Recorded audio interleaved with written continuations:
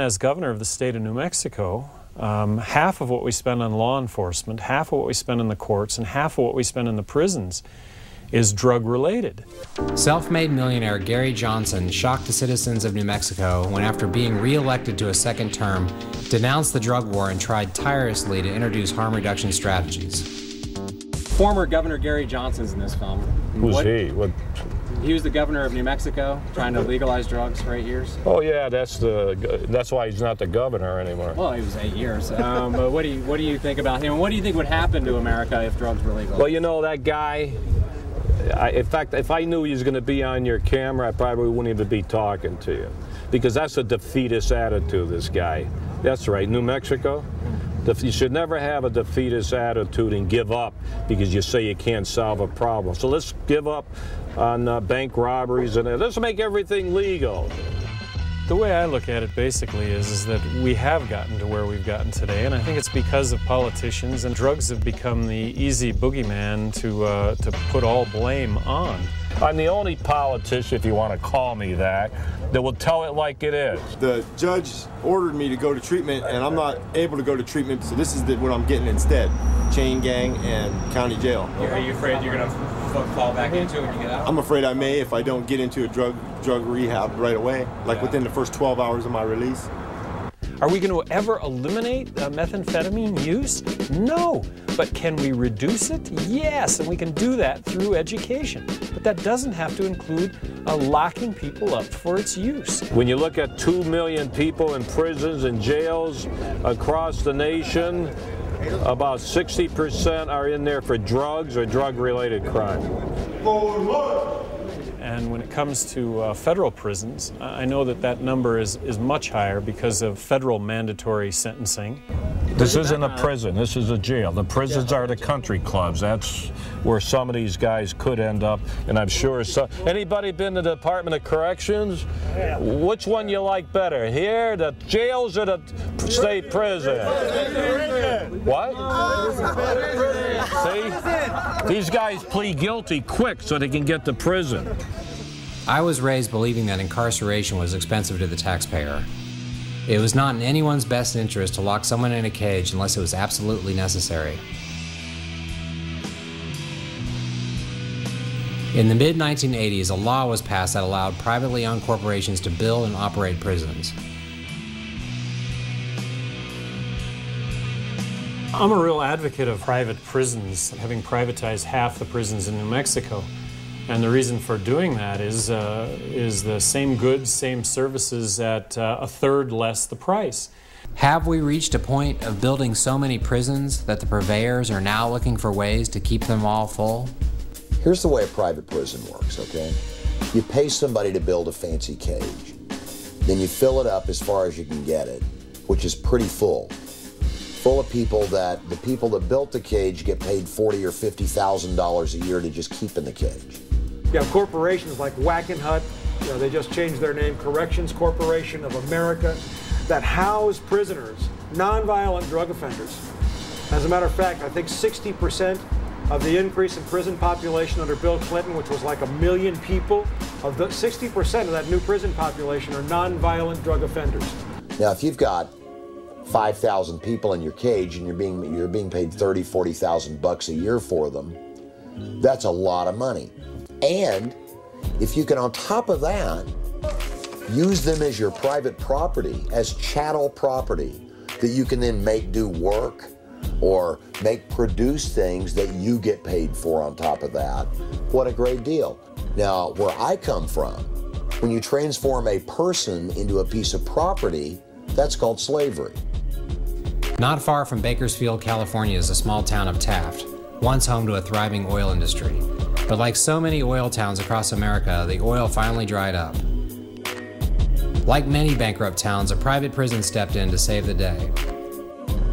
The Taft Correctional Institution is owned by the GEO Group, formerly known as Wackenhut. Wackenhut changed its name after a storm of bad publicity.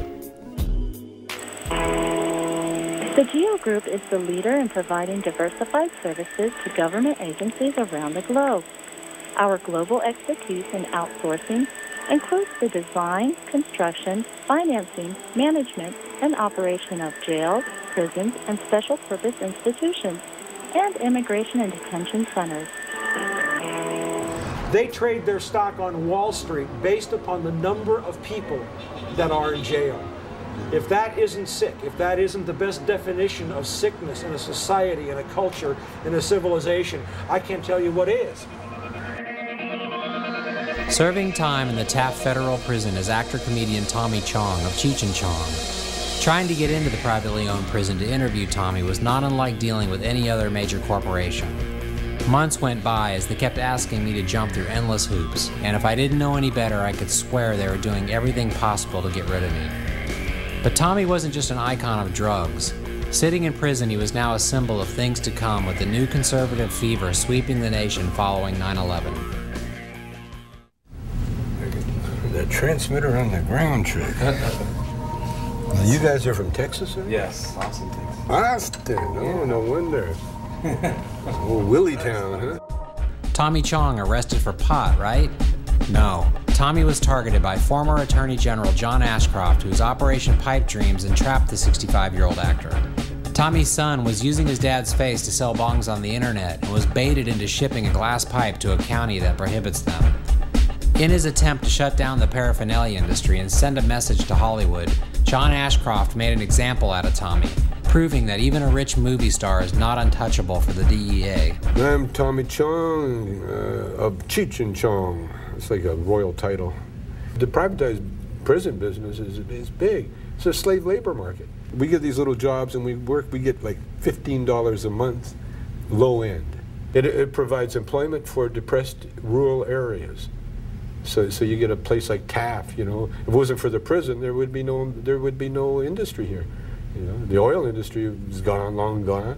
There's nothing else here, you know, except maybe the ground squirrel industry. Conviction rate is almost 100%. And people that are doing the longest time here are the ones that had a strategy, that went to court and fought it and lost. Step up to the waterfalls. Good off, fall in. J2. You know what it did? I'll tell you what it did. It made me feel like a black guy. Tulia was, for a long time, just another crummy little town in West Texas. And it's treated black people and Hispanic people in a real crummy way for a long time. It's not any different than towns throughout the South and probably in the Midwest. It's got a large church-going population. It's got a very tight-knit community of white people. And it's got a small outside community that's not even really a community of marginalized black and brown people.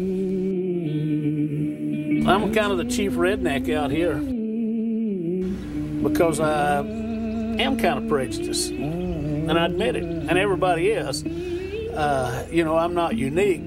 I am unique in that I understand who I am and attempt to control that, which Christians are supposed to do.